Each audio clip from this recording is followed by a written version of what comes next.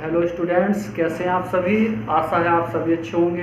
तो गाइस देखिए, आज की हमारी वीडियो है कक्षा 10 एनसीईआरटी बुक की प्रश्नावली 1.2 के। आज की वीडियो में हमने प्रश्न लिए हैं। आज की वीडियो में हम उनको हल करके दिखाएंगे, तो वीडियो लास्ट तक देखना। आइए वीडियो स्टार्ट करते हैं।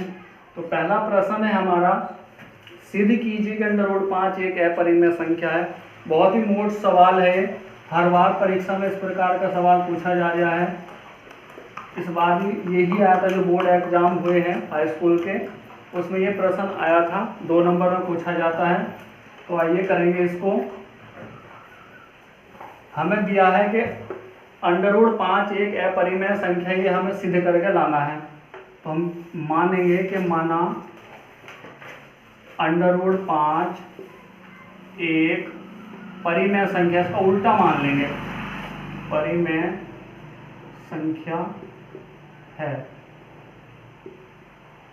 अब जब ये परिमेय है तो इसको हम P/Q के रूप में लिखेंगे, इसलिए √5 बराबर A/B, जहां B बराबर नहीं है 0 के।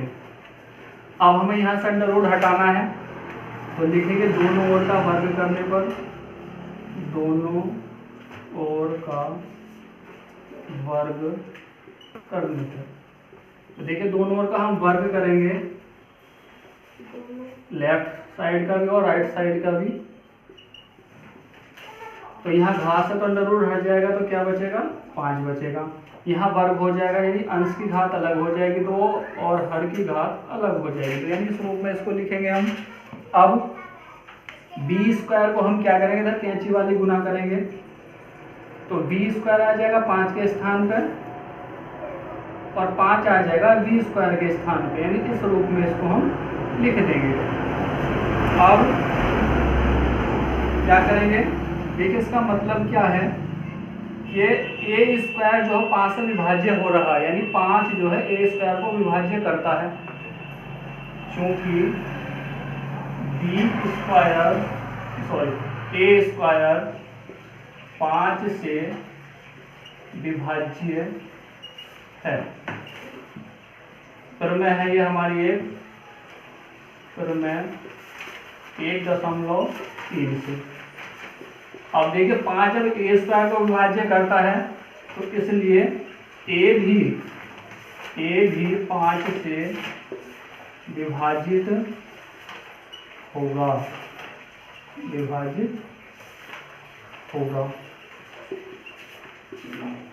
अब हम इसको क्या करेंगे, इस 5 की B से गुणा कर दे तो हो जाएगा 5B² बराबर A², और इसको हम मान लेंगे समीकरण 1। अब हम कोई एक ऐसा चर देखेंगे एक स्थान पर, एक दूसरा चर देखेंगे कि क्या ये इसी को विभाज्य करे या दूसरे चर को विभाजित करता है, तो हम मान लेंगे, माना A बराबर, अब देखिए √5 को सिद्ध कर रहे हैं तो 5 ही यहाँ गुणांक लेंगे। चर A भी हमने पहले ले रखे, इससे अलग कोई दूसरा अन्य चर लेंगे तो हमने C ले लिया, और ये रखेंगे हम समीकरण 1 में, जो हमने समीकरण 1 माना। समीकरण 1 क्या थी हमारी, 5B² बराबर A²। तो A के स्थान पर हमें क्या रखना है, 5C रखना है A के स्थान पर। अब A की घात 2 थी तो इनकी भी घात 2 हो जाएगी, ये ऐसे चलता रहेगा 5B²। तो वर्ग खोलेंगे इसका, तो 5 का वर्ग हुआ 25 और C की घात 2 हो जाएगी। इस 5 से ये 25 डिवाइड हो जाएगा 5 बार, क्योंकि बटे में आएगा 5, तो क्या बचा हमारा B² बटे 5C की घात 2। अब ये 5 हम बटे में लिया है B के, यानी B² के बटे में आ जाएगा 5, बराबर क्या बचा, C²। अब इसका मतलब क्या है कि 5 B² को विभाज्य करता है। फिर से लिखेंगे ऐसे, चूंकि B² 5 से विभाजित होता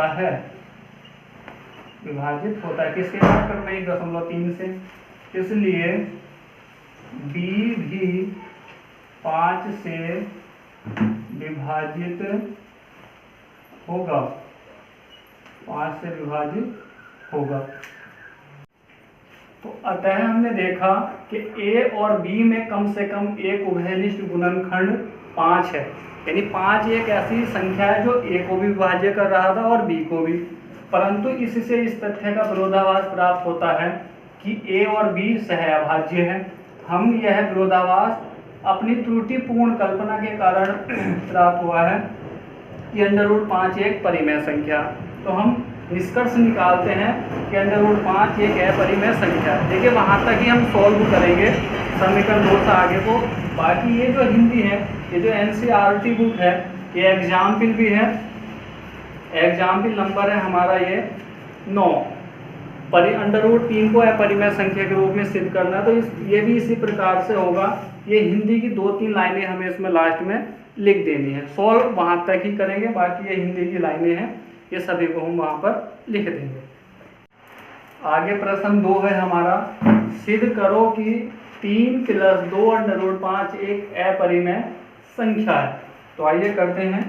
ये भी बहुत मोस्ट इम्पोर्टेंट सवाल है, अक्सर परीक्षा में पूछा गया है।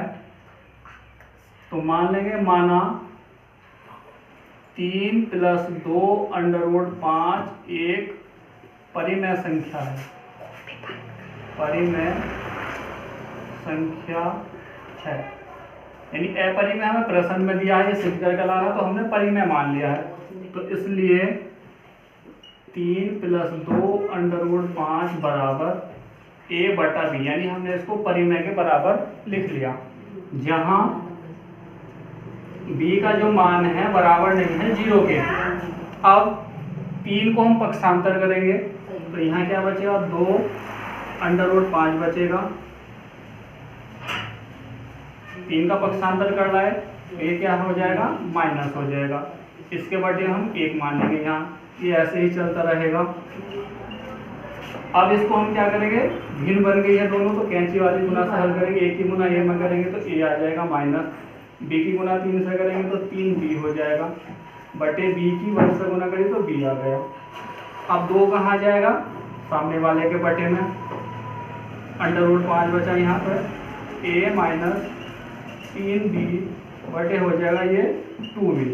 अब इसको बस केवल यहाँ तक ही हल करेंगे, इसको इतना ही हल हम करेंगे। आगे जो NCERT बुक है हमारी कक्षा 10 की, उसमें से हमें ये हिंदी लिखनी है, कुछ 2-3 लाइनें लिखनी है हिंदी की, जो हमें वो यहाँ से लिख लेंगे, यहाँ से कि चूंकि a भी एक पूर्णांक है, इसलिए ये परिमेय संख्या, अर्थात ये भी परिमेय संख्या होगी।